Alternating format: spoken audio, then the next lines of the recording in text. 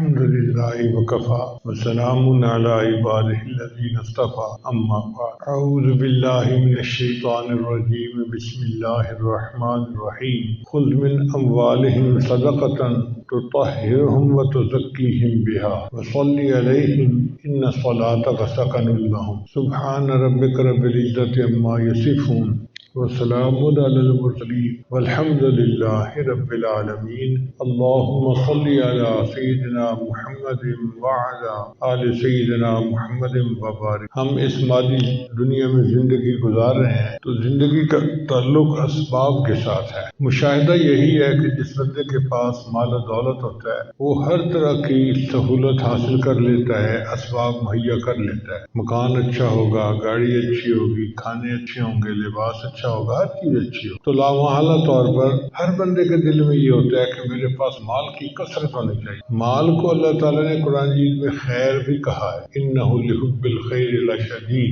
تو مال میں اچھائی بھی ہے کیا کہ جس بندے کے پاس کچھ بھی نہیں ہوتا وہ دوسروں کا محتاج ہوتا ہے. نبی اسلام نے ارشاد فرمایا کاد الفقر ان یکون کفرا، قریب ہے کہ تنگ دستی تمہیں کفر تک پہنچا دے. تو تنگ دست آدمی کا تو ایمان ہی خطرے میں ہوتا ہے، وہ دوسروں کا محتاج ہوتا ہے. جیسے ہمارے ملکوں میں آج کل اقتصادی تنگی ہے تو ہم پھر قرضہ لیتے ہیں کافروں سے اور پھر کافر اپنی شرطیں منواتے ہیں، وہ کم وقت دین کے خلاف کام ہم سے کرواتے ہیں. آپ اس کا مشاہدہ کرتے ہی رہتے ہیں. تو جس بندے کے پاس مال و دولت نہیں اس کا ایمان بھی خطرے میں.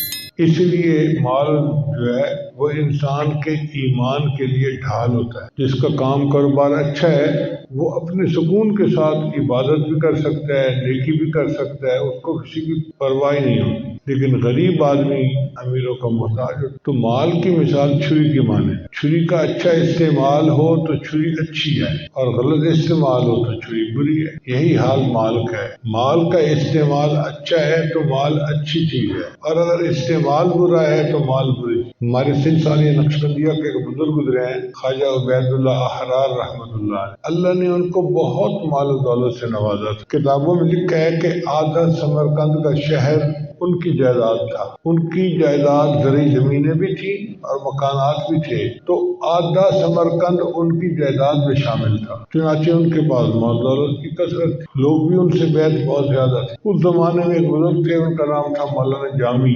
وہ بیعت ہونا چاہتے تھے تو انہوں نے سنا کہ خواجہ احرار کے ہاں بہت فیض ہے تو وہ ان کے پاس گئے بیعت ہونے کی نیت سے. وہاں جا کے دیکھا تو قالین بچھے ہوئے ہیں، خیمے لگے ہوئے ہیں اور حضرت کے گھوڑے جو تھے وہ سونے کی ایک کھونٹوں کے ساتھ بندھے ہوئے تھے. یعنی ہم تو لوہے کے کھونٹے بناتے ہیں نا، کیل بناتے ہیں، تو ان کے گھوڑوں کے لیے سونے کے کھونٹے بنے ہوئے تھے. تو مولانا جامی حیران ہو گئے، ایک فقیر اور درویش آدمی ہے اور مال کی اتنی کثرت کہ گھوڑے سونے کے کھونٹوں سے بندھے ہوئے ہیں. تو انہوں نے دور سے دیکھا حضرت کی مجلس کو اور ایک شعر پڑھا، نہ مرد است آں کہ دنیا دوست دارد. وہ ولی اللہ نہیں ہو سکتا، دوست اللہ کا نہیں ہو سکتا جو دنیا کو دوست رکھے. اور یہ کہہ کے واپس چلے گئے، بیعت نہیں ہوئے.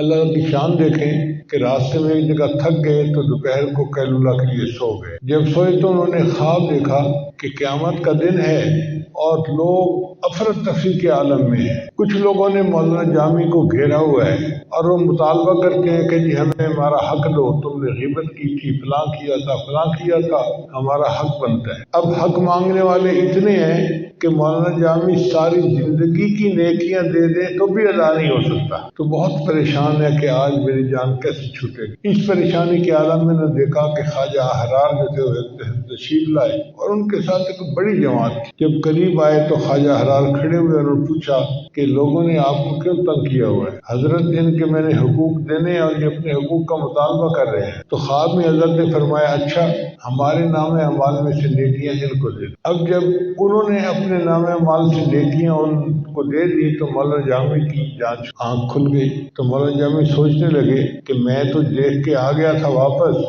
کہ یہ اللہ کے ولی نہیں ہے، مگر کوئی مسئلہ تو ہے تو یہ اللہ کے دوست، چلو پھر جاتا ہوں. مولانا جامی دوبارہ آ گئے. اب جب آئے تو پھر وہ آئے حضرت کے پاس اور ان کو آ کے مصافحہ کیا، ملاقات کی. ان کا کشف اتنا تھا کہ اللہ نے ان کے دل میں سب ڈال دیا. انہوں نے پوچھا مولانا جامی آپ پہلے آئے تھے تو کیا شعر پڑھ کے گئے تھے؟ نہیں حضرت کچھ نہیں بس ایسے ہی تھا. حضرت میں نہیں پڑھو جو آپ نے پڑھا تھا. تو مجبوراً بتانا پڑا کہ میں نے شعر پڑھا تھا، نہ مرد است کہ دنیا دوست دارد، وہ ولی نہیں ہو سکتا، دوست اللہ کا نہیں ہو سکتا، مرد نہیں ہو سکتا جو دنیا کو دوست بنائے۔ تو خواجہ عبید اللہ حرام نے شعر کو مکمل کیا، فرمایا نہ مرد است کہ دنیا دوست دارد، اگر دارد برائے دوست دارد، اگر دنیا ہو تو اللہ کے لیے ہونی چاہیے، اپنی ذات کے لیے نہیں ہونی چاہیے۔ تو میرے پاس اگر ہے تو میں اس سے اللہ کی مخلوق کو فائدہ پہنچاتا ہوں، مہمان نوازی کرتا ہوں اور اللہ کے راستے میں خرچ کرتا ہوں۔ تو بات 100% ٹھیک ہے کہ اگر اللہ تعالیٰ کسی کو مال دے تو یہ اللہ کے لیے ہے، اس کو اللہ کے دین پہ خرچ کرنا چاہیے۔ حدیث مبارکہ میں ہے کہ اللہ تعالیٰ اپنے بال بندوں کو بہت رزق دے دیتے ہیں جو ان کی ضرورت سے زائد ہوتا ہے، مگر اللہ تعالیٰ وہ زائد رزق اس لیے دیتے ہیں کہ وہ غریبوں کو یا حاجت مندوں کو رزق پہنچا دیں۔ اگر وہ رزق پہنچاتے رہتے ہیں اللہ ان کو دیتے رہتے ہیں، اور اگر وہ پہنچانے میں کمی کوتاہی کرتے ہیں تو اللہ دینا بھی بند کر دیتے ہیں۔ چنانچہ آپ مثالیں اپنی زندگی میں دیکھ سکتے ہیں۔ حضرت کام ایسا تھا کہ مٹی کو ہاتھ لگاتے تھے سونا بن جاتی تھی، ایسا حالات نے پلٹا کھایا ہے، اب تو سونے کو ہاتھ لگاتے ہیں مٹی بن جاتی ہے۔ جی ہاں، جب اللہ نے یہ موقع دیا تھا کہ مٹی کو ہاتھ لگانے سے سونا بنتی تھی، وہ سارا سونا تمہارے لیے نہیں تھا، اس میں غریبوں کا بھی حق تھا۔ تم نے صدقات خیرات کو بلا دیا اور اس کو اپنے بینکوں میں جمع کروا دیا، میرے اب اتنے ملین ہو گئے، اب اتنے کروڑ ہو گئے، اب اتنے ہو گئے، اب اتنے ہو گئے۔ اللہ نے کہا کہ ڈاکیہ ڈاک نہیں پہنچا رہا، کسی اور کو ڈاکیہ متعین کر دو۔ یوں حالات انسان کے بدل جاتے ہیں، اور جو انسان اللہ کے بندوں تک ان کا حصہ پہنچاتا ہے اللہ اس کے رزق میں برکت ڈالتا ہے۔ چنانچہ اللہ تعالیٰ رجب شعبان میں رمضان میں بندے کا ایک امتحان لیتے ہیں، اس کو مالی پیپر کہتے ہیں۔ جیسے اسکولوں میں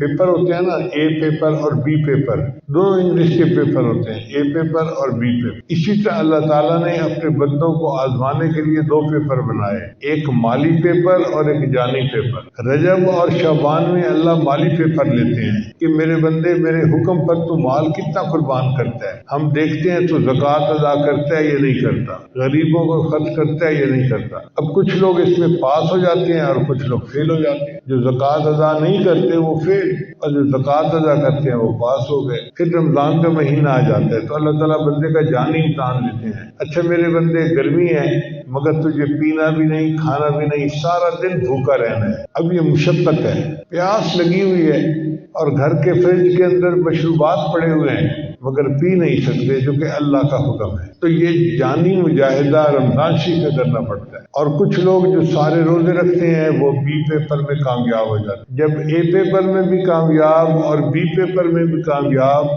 اب اللہ ان کی مغفرت فرماتے ہیں۔ چنانچہ حدیث مبارکہ میں آتا ہے کہ مومن جب عید کی نماز پڑھنے کے لیے جاتے ہیں تو اللہ اپنے فرشتوں سے پوچھتے ہیں، میرے فرشتوں یہ میرے بندے کیوں اکٹھے ہیں؟ حالانکہ اللہ تعالیٰ تو علام الغیوب ہے، سب جانتے ہیں، مگر اللہ تعالیٰ فرشتوں کو گواہ بنانے کے لیے میرے فرشتوں یہ میرے بندے کیوں اٹھے؟ اے اللہ انہوں نے روزے رکھے، راتوں کو تراویح پڑھی، رمضان پورا عبادت میں گزارا، اب یہ وہ مزدور ہیں جو آپ سے مزدوری لینے کے لیے آئے ہیں۔ اللہ فرماتے ہیں اچھا میرے بندوں کو کہہ دو قوموا مغفورا لکم، اے میرے بندوں کھڑے ہو جاؤ، بخشاؤ، میں نے تمہارے گناہوں کو تمہاری نیکیوں میں تبدیل کر دیا۔ تو دیکھو اے پیپر بی پیپر میں کامیاب ہوئے تو عید کا دن بندے کے لیے مغفرت کا دن بن گیا۔ اس لیے عید کی خوشی اس لیے نہیں ہوتی کہ ہم سینیاں کھائیں گے اور میٹھے کھائیں گے، عید کی خوشی اس لیے ہوتی ہے کہ گناہ دھل چکے ہوتے ہیں، بندے کا بوجھ ہٹ چکا ہوتا ہے، تو بندے کا دل خوش ہوتا ہے، الحمدللہ میں نے غسل کر لیا، روحانی طور پہ میرے سارے گناہ معاف ہو گئے۔ اب یہ وقت آنے والا ہے۔ چنانچہ حدیث مبارکہ میں آتا ہے کہ نبی علیہ الصلوۃ والسلام دعا مانگا کرتے تھے، اللہم بارک لنا فی رجب و شعبان وبلغنا رمضان، اے اللہ ہمیں رجب اور شعبان میں برکت عطا فرما اور بخیریت ہمیں رمضان تک پہنچا۔ اب رجب کے 2-4 دن رہ گئے، باقی رجب ختم ہونے میں، تو شعبان آنے والا ہے۔ اس کا مطلب یہ ہے کہ ان مہینوں میں ہمیں اپنے مال کی زکوٰۃ ادا کرنی ہے تاکہ ہم پہلے پیپر میں کامیاب ہو جائیں۔ شیطان دل میں یہ ڈالتا ہے کہ اگر تم نے اتنے لاکھ روپے زکوٰۃ پہ دے دیے تو تمہارا پیسہ کم ہو جائے گا، حالانکہ مال ادا کرنے، زکوٰۃ ادا کرنے سے مال میں برکت ہوتی ہے۔ میں نے اپنی زندگی میں ہزاروں ایسے لوگوں کو دیکھا ہے جو کاروباری تھے اور اپنی زکوٰۃ پوری ادا کرتے ہیں، اور ہر سال اللہ ان کے کام کو، رزق کو اور بڑھا دیتے ہیں۔ تو آنکھ دیکھتی ہے کہ کم ہو رہا ہے اور شریعت کہتی ہے کہ تیرا رزق بڑھ رہا ہے۔ یہی امتحان ہے ہمارا۔ تو کاروباری حضرات کو چاہیے کہ رجب شعبان کے مہینوں میں اپنے کاروبار کا حساب کریں۔ اگر خود حساب کرنا نہیں آتا تو کسی عالم کو کہیں کہ جی آپ آئیں اور مجھے بتائیں کہ میرے اوپر کتنی زکوٰۃ بنتی ہے۔ جتنی زکوٰۃ بنتی ہو اس کو ادا کریں۔ اس کے دو فائدے ہو جائیں گے، ایک تو آپ کا مال اللہ کی حفاظت میں آ جائے گا اور دوسرا مال پاک ہو جائے گا۔ اللہ تعالیٰ اپنے حبیب سے کو ارشاد فرماتے ہیں، خذ من اموالہم صدقۃ تطہرہم وتزکیہم بہا۔ اے میرے حبیب صلی اللہ علیہ وسلم، آپ ان سے زکوٰۃ وصول کیجئے تاکہ ان کا مال پاک ہو جائے اور ان کے دل صاف ہو جائیں۔ تو زکوٰۃ ادا کرنے سے دو کام ہوتے ہیں، ایک تو مال پاک ہو گیا، وائٹ ہو گیا اللہ کے ہاں، اور دوسرا دل بھی صاف ہو جاتا ہے۔ صرف مال ہی پاک نہیں ہوتا، دل بھی صاف ہوتا ہے۔ اور اللہ فرماتے ہیں کہ اے میرے حبیب وصلی علیہم، اور ان کے لیے آپ دعائیں کیجئے، ان صلاتک سکن لہم، آپ کی دعائیں ان کو دل کا سکون عطا کریں گی۔ اب بتائیں، اللہ جب نسخہ خود بتا رہے ہیں کہ دل کے سکون کا کیا ہے، تو اگر کوئی بندہ غریب کو یا مسکین کو یا مدارس میں اپنے زکوٰۃ کا مال دے گا اور وہ دعا کریں گے تو پھر دینے والے کو کیوں نہیں سکون ملے گا؟ پچھلے دنوں ایک کاروباری بندے سے میری ملاقات ہوئی، اس نے کہا جی کہ میرے والد صاحب ہر سال پوری زکوٰۃ ادا کرتے ہیں۔ میں نے کہا پھر تو اور برکت ہوگی آپ کے کام میں۔ کہنے لگا اللہ نے اتنی برکت دی کہ ہماری سوچوں سے زیادہ۔ میں نے کہا مجھے کوئی واقعہ سنائیں۔ کہنے لگے ہم نے پوری زکوٰۃ رمضان میں ادا کر دی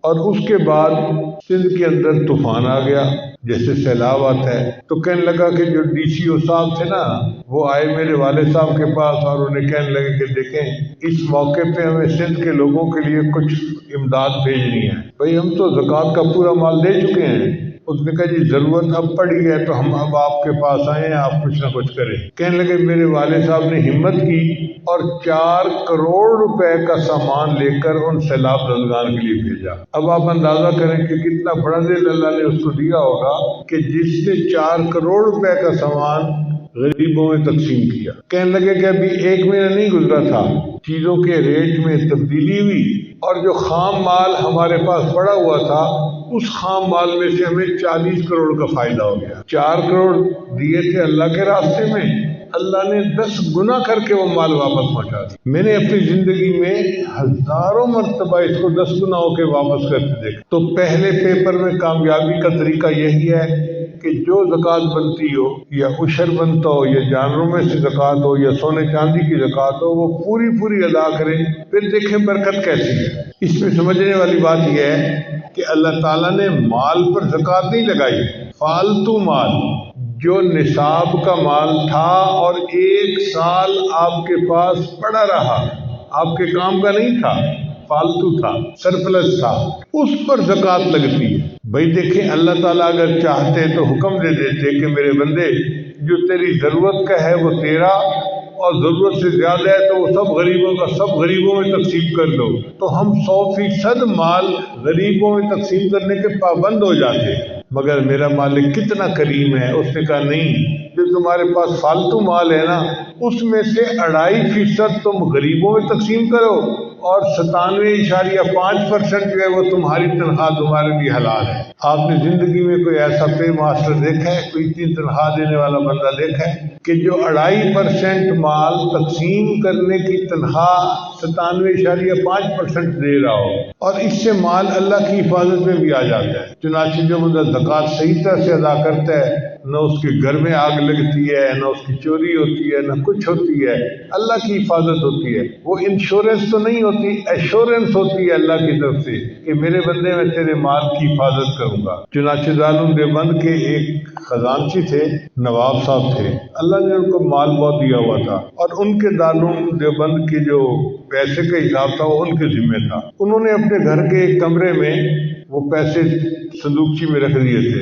اب اللہ کی شان دیکھیں کہ کسی چور کو پتہ چل گیا کہ ان کے گھر میں مال بہت ہے۔ اس کمرے کو انہوں نے چھوٹی سی تالی سی لگائی ہوئی تھی۔ رات کو وہ تہجد کے لیے اٹھے تو انہوں نے دیکھا کہ ٹھک ٹھک کی آواز آ رہی ہے، تو باہر نکل کے دیکھا تو کوئی چور ان کے کمرے کے تالے کو بیٹھا توڑ رہا تھا۔ ان کو کوئی پرواہ نہیں تھی اپنے مال کی۔ دیکھنے کے بعد وہ آئے اور اپنی تہجد پڑھنے میں لگ گئے۔ جب تہجد پڑھ کے فارغ ہوئے تو پھر فجر کا وقت قریب تھا، باہر آئے اور انہوں نے آ کے اس کو کہا کہ اے بھائی، ساری رات تو ہو گئی تالے کو توڑتے ہوئے، یہ نہیں ٹوٹا تو اب تو اس سے کیا ٹوٹے گا؟ وہ چور سمجھ گیا کہ مالک گھر کا جا گیا تو وہ بھاگ گیا۔ یہ مسجد میں نماز پڑھنے کے لیے آئے اور مسجد میں جو بزرگ تھے ان کو آ کے کہا، ان کا تقیہ کلام تھا اللہ کے فضل سے، ہر بات کہتے تھے اللہ کے فضل سے، اللہ کے فضل سے۔ چنانچہ آ کے ان کو کہنے لگے، حضرت آج تو اللہ کے فضل سے اللہ کا غضب ہو گیا۔ اب وہ حیران ہو کے سن رہے ہیں کہ یہ کہنا کیا چاہتا ہے؟ حضرت اللہ کے فضل سے اللہ کا غضب ہو گیا۔ تو ان کا بھائی مسئلہ کیا بنا؟ کہنے لگا کہ چور ساری رات میرے کمرے کا تالا توڑتا رہا، معمولی تالا تھا، اس سے تالا نہیں ٹوٹا۔ پھر انہوں نے بات سمجھائی کہ چونکہ تم زکوٰۃ پوری ادا کرتے ہو، ساری دنیا کے چور مل کے بھی تمہارے مال کو ہتھیا نہیں سکتے، یہ مال اللہ کی حفاظت پہ آ چکا ہے۔ تو زکوٰۃ کے ایک فائدہ تو یہ ہے کہ مال سیکیور ہو جاتا ہے، اللہ اس کا محافظ بنتا ہے، اور دوسرا فائدہ یہ کہ مال پاک ہو جاتا ہے اور برکت والا ہوتا ہے، اس سے وبال ختم ہو جاتا ہے۔ اب آپ بتائیے، اللہ کسی کو مال تو دے، اس کی اولاد نافرمان بن جائے تو مال کا کیا فائدہ؟ اللہ کسی کو مال تو دے، اس کی بیوی بدکردار بن جائے تو کیا فائدہ اس مال کا؟ یا اس کی اولاد میں سے کوئی بیمار ہو جائے تو مال کا کیا فائدہ؟ اللہ مال دے تو مال میں وبال نہیں ہونا چاہیے، ورنہ عام طور پر دیکھا ہے کہ جہاں مال آتا ہے اولاد نافرمان ہو جاتی ہے، صرف ماں باپ کی نہیں، خدا کی بھی نافرمان بن جاتی۔ تو اللہ ایسا مال دے کہ جو وبال سے پاک ہو۔ اس کا طریقہ یہی ہے کہ ہم اپنے مال کی پوری زکوٰۃ ادا کریں۔ بہت ساری خواتین جن کے پاس اتنا زیور ہوتا ہے جس کی زکوٰۃ بنتی ہے، مگر ان کے پاس کیش نہیں ہوتا، وہ کہتے ہیں ہم زکوٰۃ کیسے دیں؟ بھئی یہ جو سونا چاندی کے زیورات ہیں یہ کیش ہی تو ہے آپ کے پاس، اگر آپ نے اس کو رکھنا ہے تو اس کی زکوٰۃ ادا کریں، اور اگر خامد ادا کر دیں تو یہ خامد کی مہربانی ہے، ورنہ ذمہ داری عورت کی اپنی ہوتی ہے، چونکہ عورت کی ملکیت ہوتی ہے تو زکوٰۃ بھی عورت کو ادا کرنی ضروری ہوتی ہے۔ تو عورتوں کو بالخصوص چاہیے کہ رجب شعبان رمضان میں اپنے زیورات کا حساب کر کے اور پتہ کریں کہ نصاب کتنا بنتا ہے اور کتنی زکوٰۃ بنتی ہے۔ اگر مسئلے کا نہیں پتا تو کسی قریبی مفتی صاحب کو لکھ کر بھیجیں کہ یہ میرے پاس چیزیں ہیں، اب بتائیں زکوٰۃ کتنی بنی، وہ جواب دیں گے اور اس کے حساب سے زکوٰۃ کو ادا کریں۔ زکوٰۃ ان 3 مہینوں میں بھی دے سکتے ہیں، رجب شعبان رمضان میں، اور پورے سال میں بھی قسطوں میں بھی دے سکتے ہیں، مگر ادا کرنی ضروری ہے۔ ادا نہیں کریں گے تو مال بھی نہیں پاک ہوگا اور پھر بوجھ بھی رہے گا۔ اور جو لوگ مال کی زکوٰۃ نہیں دیں گے، قیامت دن اللہ فرماتے ہیں کہ ان کے سونے چاندی کی سلاخیں بنائی جائیں گی، فَتُقْوَىٰ بِهَا جِبَاهُهُمْ وَجُنُوبُهُمْ وَظُهُورُهُمْ، ان سے ان کے ماتھوں کو، ان کے پہلوؤں کو اور ان کی پیٹھوں کو داغا جائے گا، اور ان کو کہا جائے گا کہ هَذَا مَا كَنَزْتُمْ لِأَنفُسِكُمْ، یہ وہ کچھ تھا جو تم جمع کر کے رکھتے تھے، فَذُوقُوا مَا كُنتُمْ تَكْنِزُونَ، مزہ چکھو جو تم نے دنیا میں خزانہ جمع کیا ہوا تھا۔ تو بھائی اس مال کی محبت میں آ کے ہم زکوٰۃ کی طرف سے غافل نہ بنیں، بلکہ زکوٰۃ کے علاوہ صدقات بھی دیں، اللہ تعالیٰ اور برکت دے دیں گے۔ اللہ نے ہمیں اگر ڈاکیا بنایا ہے تو ہم ڈاکیے بنے رہیں، اگر ڈاک نہیں پہنچائیں گے تو ہماری پوسٹ ختم ہو جائے گی۔ نبی علیہ السلام ایک بات فرما دیں تو ان کے سچ ہونے کے لیے اتنا ہی کافی ہے، مگر حدیث مبارکہ میں آتا ہے کہ نبی علیہ السلام نے قسم کھا کر کہا کہ جو بندہ اللہ کے راستے میں صدقات دیتا ہے اللہ اس کے مال کو کم نہیں ہونے دیتے۔ اب اگر نبی علیہ السلام قسم کھا کے کہہ رہے ہیں کہ جو بندہ صدقات دیتا ہے اس کا مال کم نہیں ہوتا، مال زیادہ اللہ کر دیتے ہیں، تو پھر ہمیں گھبراہٹ کس چیز کی ہے؟ اور ہم اگر زکوٰۃ صحیح طرح سے ادا کرنے لگے تو اسلامی معاشرے میں تو کوئی غریب نظر آ ہی نہیں سکتا۔ بہرحال یہ ایک فرض ہے اور اس کو ادا کرنے میں ہمیشہ فکر مند ہونا چاہیے، خاص طور پہ ان دنوں میں جن دنوں میں نبی علیہ الصلوۃ والسلام اس کی تعلیم دی ہے۔ یہاں پہ جو مجاہدے ہم کر رہے ہیں نا، آخرت میں اس کا اجر ملے گا ہمیں، یہ بے فائدہ نہیں جائیں گے۔ پنجابی کا ایک شعر ہے، اتھاں جو بھوگ بھوگے ہیں اتھاں اس کی جزا ملسی، اتھاں جو بھوگ بھوگے ہیں اتھاں اس کی جزا ملسی، تھکیڑے سارے لے ویسن نبی ملسی خدا ملسی۔ جب ہم آگے جائیں گے اور وہاں پر ہمیں نبی علیہ السلام کی شفاعت مل جائے گی اور اللہ کی رضا مل جائے گی تو دنیا کے سب مجاہدے، سب تھکاوٹیں ہماری ختم ہو جائیں گی اور پھر ہم خوش ہوں گے کہ ہم نے اچھی زندگی گزاری اور اللہ کے حضور پیش ہو۔ قرآن مجید کی آیت ہے، بنی اسرائیل میں ایک بڑا مالدار بندہ تھا، اس کا نام تھا قارون۔ ان قارون کان من قوم موسیٰ فبغى علیہم، قارون موسیٰ علیہ السلام کی قوم میں سے تھا، پھر شرارت کرنے لگا ان پر۔ وآتیناہ من الکنوز، اور ہم نے دیے تھے اس کو خزانے، ما ان مفاتحہ لتنوء بالعصبۃ اولی القوہ، اس کے خزانوں کی، گوداموں کی چابیاں اتنی تھیں کہ بڑے طاقتور بندے بھی اس کا بوجھ نہیں اٹھا سکتے تھے، یعنی من و ٹنوں کے حساب سے تو چابیوں کا بوجھ تھا۔ اب آپ بتائیں کہ من و ٹنوں کے حساب سے اگر اس کے چابیوں کا بوجھ تھا، جو تالے کی چابی ہوتی ہے، تو خود خزانے کتنے زیادہ ہوں گے۔ تو لگتا ہے یہ اس زمانے کا کوئی بل گیٹ تھا۔ اذ قال له قومه لا تفرح ان اللہ لا يحب الفرحین، اس کو اس کی قوم نے کہا، لوگوں نے کہا کہ تو شیخی نہ مارا کر، غرور نہ کیا کر، اللہ تعالیٰ غرور کرنے والے کو پسند نہیں کرتے۔ وابتغ فیما آتاک اللہ الدار الآخرۃ، اور جو تجھ کو اللہ نے دیا ہے اس سے تو آخرت کے گھر کے لیے کمائی کر لے۔ ولا تنس نصیبک من الدنیا، اور نہ بھول اپنا حصہ دنیا سے۔ وَأَحْسِن كَمَا أَحْسَنَ اللَّهُ إِلَيْكَ، اور تو بھلائی کر جیسے اللہ نے تیرے ساتھ بھلائی کی ہے۔ اللہ نے تیرے ساتھ بھلائی کی کہ کھلا رزق دیا، تو غریبوں کی مدد کر تاکہ ان کے ساتھ بھلائی ہو، تو بھلائی کے بدلے بھلائی کر۔ وَلَا تَبْغِ الْفَسَادَ فِي الْأَرْضِ، اور زمین میں فساد خرابی نہ مچا۔ ان اللہ لا يحب المفسدین، اللہ کو نہیں بھاتے وہ لوگ جو خرابی ڈالنے والے ہیں۔ کالا، اب چونکہ اس کے دل میں مال کی محبت تھی، اس نے آگے سے جواب دیا، انما اوتیتہ علی علم عندی، کہ یہ مال تو مجھے ملا ہے ایک ہنر کی وجہ سے جو میرے پاس ہے، یہ تو میں نے کمایا ہے۔ یہی بندے کو مغالطہ لگتا ہے کہ وہ کہتے ہیں جی کہ میں نے کمایا، میں نے اچھے فیصلے کیے، ڈیسیژن کیے، میں نے کمپین اچھی چلائی، میں نے مارکیٹنگ اچھی کی، میں نے کمایا، میں نے کمایا۔ میرا ایک دفعہ واسطہ پڑ گیا کسی ایسے بندے سے، دہریے قسم کا تھا، تو مجھے کہنے لگا جی کہ مال میں نے کمایا، زکوٰۃ کیوں دوں؟ میں نے کہا اچھا مجھے یہ بتاؤ کہ یہ مال تم نے کیسے کمایا؟ کہنے لگا میں نے پڑھائی کی اور میرے پاس علم آیا اور اس علم کی وجہ سے میں نے مال کمایا۔ میں نے کہا تم نے جو پڑھائی کی تو تمہیں عقل کس نے دی؟ کہنے لگا یہ وہ تو اللہ نے دی۔